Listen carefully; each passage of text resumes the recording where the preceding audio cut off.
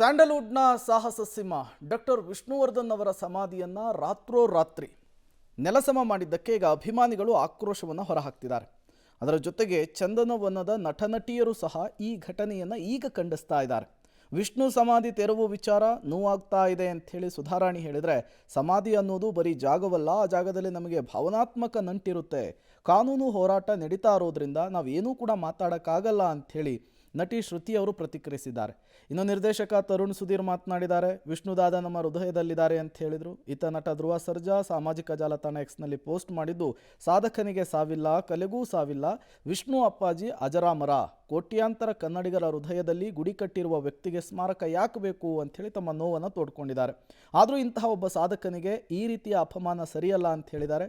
ಈತ ವಿಷ್ಣು ಅಳಿಯ ಅನಿರುದ್ಧ ಸುದ್ದಿಗೋಷ್ಠಿಯನ್ನು ನಡೆಸಿ ಸಮಾಧಿ ನೆಲಸಮ ಮಾಡಿದ್ದು ತುಂಬ ನೋವಾಗಿದೆ ಅಂಥೇಳಿ ಮಾತನಾಡಿದ್ದಾರೆ.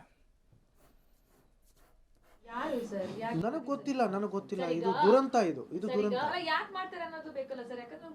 ಅದು ಅವ್ರನ್ನ ಕೇಳ್ಬೇಕು ನೀವು. ಯಾರು ನಮ್ಮ ವಿರುದ್ಧ ಮಾತಾಡ್ತಾರಲ್ಲ ನೀವು ಅವ್ರನ್ನ ಹೋಗಿ ಕೇಳಿ. ಯಾಕಂದ್ರೆ ಈಗ ಅದು ಮಾಡ್ತಾ ಇದ್ದಾರೆ ಅನ್ನೋದು ನಮಗೆ ಗೊತ್ತಿರಲಿಲ್ಲ ವಿಷಯ. ಆದ್ರೆ ಕೆಲವು ಅಭಿಮಾನಿಗಳು ನಿಮ್ಮ ಹತ್ರ ಅದನ್ನ ಹೇಳ್ಕೊಂಡಿದ್ದಾರೆ. ನೀವೇ ಅವ್ರನ್ನ ಕೇಳಬೇಕು. ನಮಗೆ ಗೊತ್ತೇ ಇಲ್ಲ ಇದು. ಈಗ ಅಭಿಮಾನಿಗಳು ಹೇಳ್ತಾ ಇರೋದು, ನೀವು ವಿಷ್ಣು ಸರ್ ಅವರ ಫ್ಯಾಮಿಲಿ ಅವರು ಅಭಿಮಾನಿಗಳನ್ನ ಹತ್ರ ಸೇರಿಸ್ಕೋತಾ ಇಲ್ಲ, ದ್ವೇಷಿಸ್ತಾ ಇದ್ದೀರಾ, ಅವ್ರನ್ನ ದೂರ ತರ್ತಿದ್ದೀರಾ, ಅದೇ ಈ ಒಂದು ರೀಸನ್ಗೆಲ್ಲ ಕಾರಣ ಆಗ್ತಾ ಇದೆ.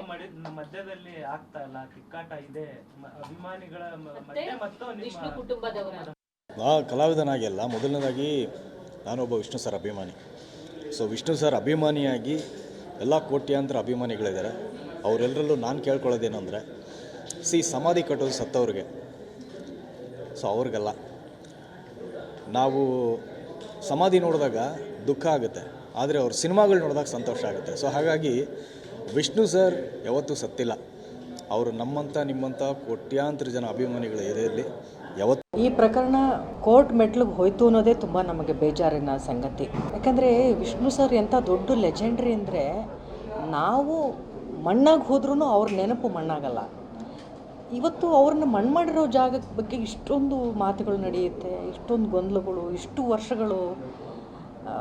ಇದು ನಿಜಕ್ಕೂ ಅವರ ಅಭಿಮಾನಿಗಳಾಗಿ ಅಥವಾ ಕನ್ನಡದ ಒಬ್ಬ ಮೇರು ಕಲಾವಿದನಿಗೆ ಉಳಿಸ್ಕೊಳ್ಳೋ ಒಂದು ವಿಚಾರದಲ್ಲಿ ಇಷ್ಟೊಂದು ಗೊಂದಲ ಅವಶ್ಯಕತೆ ಇರಲಿಲ್ಲ.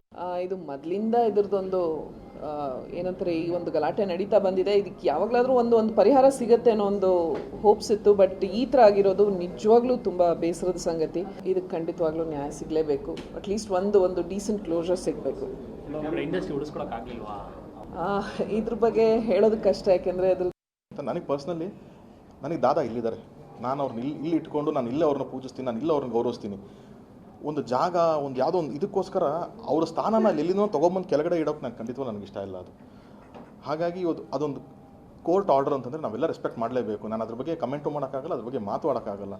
ಬಟ್ ನಾನು ಎಲ್ಲಿದ್ದೀನೋ ಅಲ್ಲಿಂದ ನಾನು ದಾದನ ಪ್ರೀತಿಸ್ತೀನಿ, ನಾನು ಎಲ್ಲಿದ್ದೀನೋ ಅಲ್ಲಿಂದ ಅವ್ರ ಮೇಲೆ ಭಕ್ತಿ ತೋರಿಸ್ತೀನಿ.